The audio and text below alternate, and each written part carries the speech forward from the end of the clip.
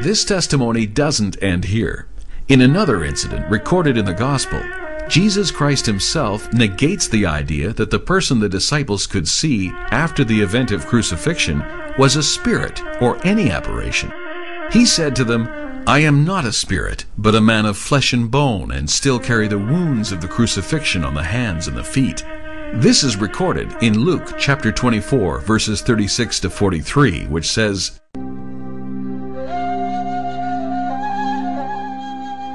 While they were still talking about this, Jesus himself stood among them and said to them, "Peace be with you." They were startled and frightened, thinking they saw a ghost. He said to them, "Why are you troubled? And why do doubts rise in your minds? Look at my hands and my feet. It is I myself. Touch me and see. A ghost does not have flesh and bones, as you see I have." When he had said this, he showed them his hands and feet. And while they still did not believe it because of joy and amazement, he asked them, "Do you have anything here to eat?" They gave him a piece of broiled fish, and he took it and ate it in their presence. Hence, after crucifixion, for Jesus Christ to have met disciples together with all human signs and requirements is undeniable proof that he had escaped alive from the crucifixion. If in fact Jesus Christ had escaped from the crucifixion alive, his first priority should have been to get away from the Roman jurisdiction, because the Jews had already acquired a death sentence for him under the Roman jurisdiction.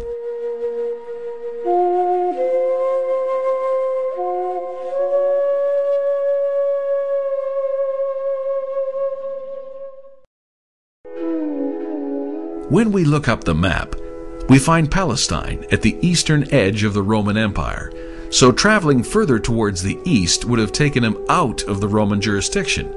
Not only was it essential for him to escape the death sentence imposed on him, but there was another very compelling reason due to which he had to undertake this journey. He had to travel to look for the 10 tribes which had migrated to the east much before his coming and were referred to as the lost sheep of Israel. Even before the crucifixion, Jesus Christ had made known his determination about this, as is recorded by John chapter 10, verse 16, where he says,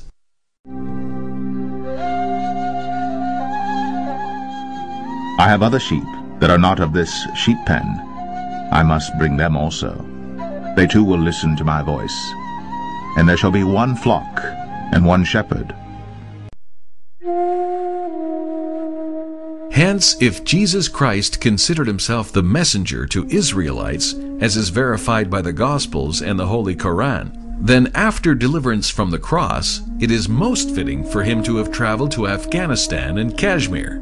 Our viewers might be surprised to learn that the migration of Jesus Christ towards Kashmir was not only an inference, but a historic fact, the proofs of which have been preserved by history at so many steps along the way. For keeping the present review brief, here we will present only 2 of such references. The first we will take up here is the book titled Bhavishya Maha Purana, which was written in the 2nd century AD, comprising of historical events. The book speaks of a meeting of Raja Shalbahan around the 1st century with a man called Asa, in other words, Jesus, who tells the king that he had come from the west, he was born of a virgin, and also that his people persecuted him, and that he is the Messiah. Similarly, the first most authentic and complete work of the history of this area, called the History of Kashmir, has stated that the grave in Srinagar, which is referred to as the grave of Yus Asaf, is the grave of that prophet to Israelites whose one name was Isa, in other words, Jesus, and that he had arrived here from the Holy Land.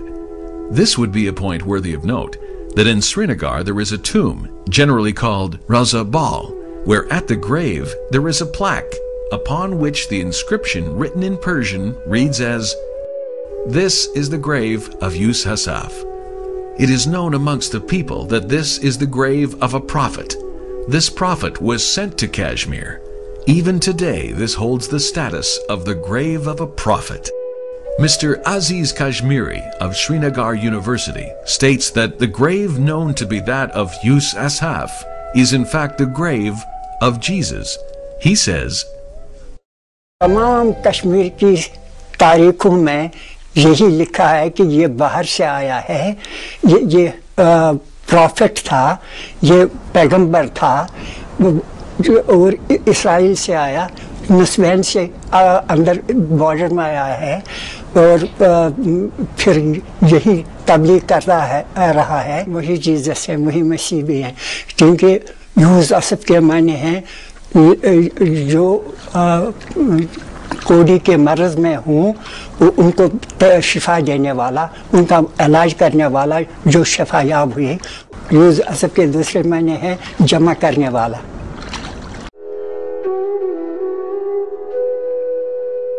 In this tomb there is another important relic, which is a stone upon which are the carved footprints of Yus Asaf.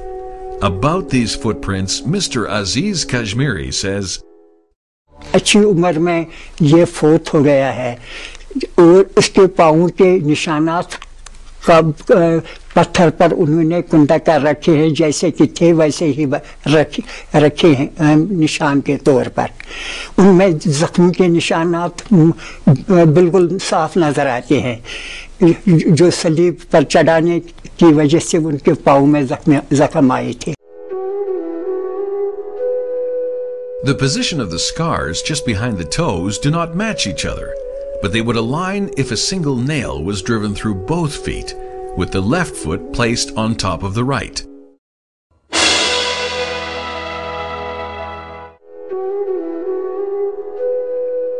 After the crucifixion, Jesus traveling to Kashmir with his mother is also mentioned in the Holy Quran, where God says, "And we made the son of Mary and his mother a sign, and gave them shelter on an elevated land of green valleys and springs of running water."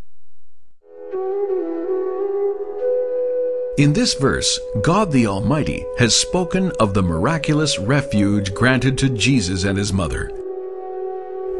The word shelter, used here as the inherent meaning of being saved from some calamity, while the word sign refers to some miracle. As to say, God Almighty has stated that we gave deliverance to Jesus and his mother from such a calamity that this was nothing less than a miracle. Then it is also been pointed out that after being delivered miraculously from that calamity, God granted them peaceful abode at a place of high altitude with springs flowing around. Clearly, after the suffering of crucifixion, the miraculous deliverance and then migration to an area like Kashmir is pointed out in this verse, where there are mountains and springs all around. For Jesus Christ to disguise himself after crucifixion is also a proof of his migration, that he did not want to appear amongst the people openly, as it is recorded in the Gospels. Prophets of God are never afraid of their opponents and do not hide away from them. The only time they hide is at the time of migration, when they try to get away secretly, like is evident at the migrations of Moses and Muhammad, peace be upon them. Hence, it is only the imminent migration when prophets are required to maintain secrecy and go into hiding. Therefore, after crucifixion, for Jesus Christ to remain disguised and not to make his appearance known to the general public and the opposing Jews is a clear proof that he had received guidance from God to migrate. If he was not to undertake migration on earth, but was to ascend to heaven, then what was the need to remain disguised and to hide from the opponents? On the contrary, this was then his chance to ascend to heaven, in front of public, while the opponents would have watched helplessly in the utter humiliation.